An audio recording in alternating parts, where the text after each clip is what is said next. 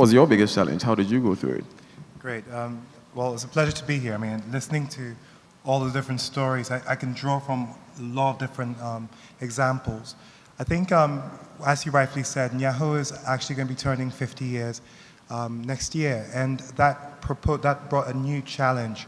How do you transition a brand or a name that really made its name based on people, and as people have changed, how do you adapt for the next 50 years?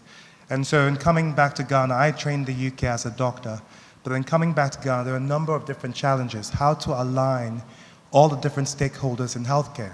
Because healthcare is a very fragmented industry. If you look at the private sector and public sector, they don't speak to each other.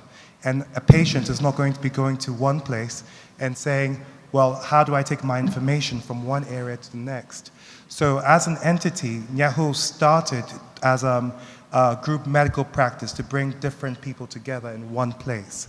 So the challenge was, how do you reinvent that for this generation, where most of our clients have moved further afield, they are in different parts of the country, and the real change was to become an organization that was not just in one location, but that was moving closer to the patient. And so that meant that we had to do a lot of work internally for ourselves, as in terms of what's our culture. You really can't scale if your culture is based on people and a hierarchy whereby there's an expert. And so the experts, I mean, Yahoo has over 60 contract specialists who are top of their fields in the country, but they're all located in Accra. How do you use that expertise and scale that? So we did a lot of different things. We had to focus on technology. 2015, we moved to electronic medical records, and that helped us in the first line to move the patient folder from being paper to digital, and that helped us to move patient folders and patient information to other areas. So we opened a satellite, and we run on-site clinics for different corporate entities who are large enough to have a need for on-site clinics. And that helped us to actually ensure that the patient experience in terms of information was the same no matter where you go. But technology is one thing, you need the people to conform to that. So I remember the first time we implemented the electronic medical records, actually some of the top specialists who are quite elderly and were not technology nascent in terms of computers, that I had 3 resignations. Now, how do you address the change whereby it's moving so quickly? How do you transition people who are so used to being demigods in their own environment? How do you move them to embrace technology or embrace innovation, new practices? And so that was a cultural change of openness. So I guess I can talk from many areas, but I think the last thing to mention was it was not enough for us to focus on our own selves, so we had to open up. So we started the Dr. Elikem Tamakloe Medical Symposium after my father.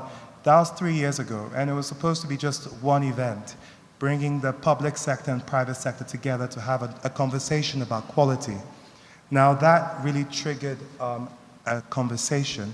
I'm pleased to say we're in the 3rd year where we are having conversations about consolidating. If you look at specialist hospitals, you have individual hospitals who are trying to do all sorts of things, but then as individuals, negotiations happening. I guess this is probably what I'd say was some of our challenges and how we overcame those. At the points where you saw those 3 resignations, did you ever doubt for a moment the importance of the application of the technology? I think you can never really predict how human beings will respond, even though you follow the whole practice. And it's really changing that connection from being a top-down. I like what was said. Instead of top-down and bottom-up, we now think in terms of clusters. If you can really organize your organization in terms of small teams, such that the information flow, you can pick up on the secondary and tertiary levels of expression, not just what people are saying. It's really important for us to then find that as an opportunity.